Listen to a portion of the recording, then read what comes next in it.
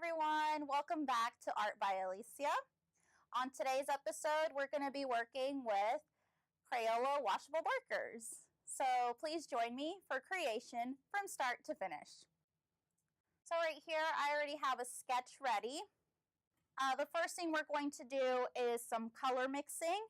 So what I like to tell my kids is if they're mixing markers to always start with the lightest one, because if they use blue and then go down to pink, the pink marker is going to get all dirty and they're not going to really be able to use it on their next project without getting a yucky, muddled color.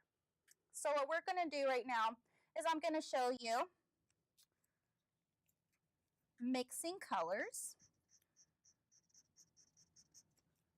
So there, I just put down a little base of pink, and it's my lighter color. So if I have pink and purple, I'm going to put my pink down first and then my purple on top.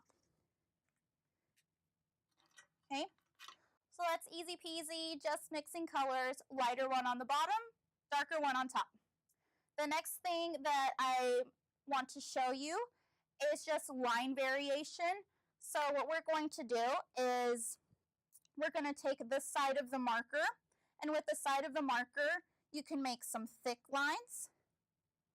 And with the very points of it, you can make thin lines. So these are really good for line weight, different line weights, and kind of giving your stuff that really cool like comic book or illustrator style. Another thing I want to point out is if your kids are kind of abusing the markers, that point will go away. So you want to make sure to tell your kids that they are not pushing on the felt too much, and that when they are using it, to be really gentle when they're using the tip to make those really thin lines, and also when they're using the side, that they're not kind of abusing the felt tip.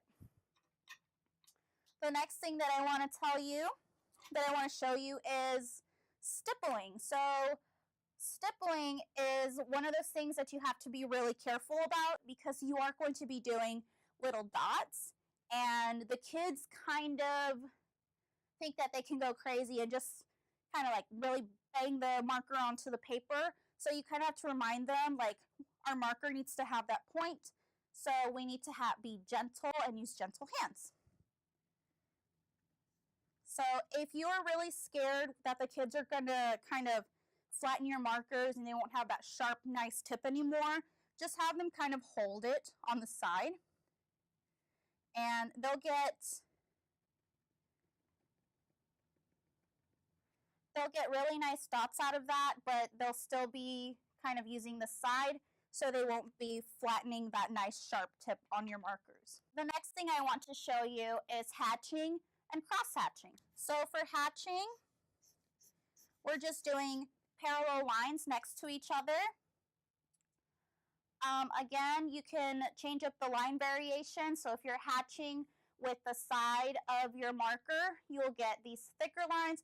If you're hatching with the very tip, then you'll get much thinner lines. So depending on what you're trying to color and the size of it, if you want little fine details, you probably want to use the tip. If you're working on a larger area, like what is this part of the spider called?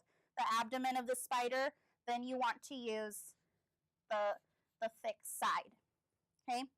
I also like to let the kids know that if they're working on something that has like a spherical shape to it, like again, the spider's abdomen, that they don't want to just hatch with these straight lines.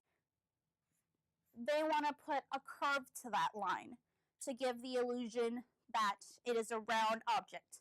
And the last thing I want to show you, the kids really love this. When you have put down some marker, and when I'm using marker, I like to use watercolor paper for this because the markers are wet. So if you're using regular drawing paper, it might be a little bit too much water and your drawing paper will start to kind of like tear and get that like grittiness to it. and we don't really want that. So I'm just gonna dip this in water and show you. So right here where I have some color already, if you just take some water, just plain old water, you can kind of spread that marker around and you get a really cool little watercolor effect using just regular Crayola washable markers. So when you use all of these techniques, you can end up with something really cool. So as you can see right here, I've used my adding water. I have some stippling. On the edges here, I have some hatching. And I have some kind of cross hatching a little bit to show like texture that the spider's supposed to be like gross and hairy. Here I have a kindergarten example, a second grade example, and a fourth grade example using these techniques.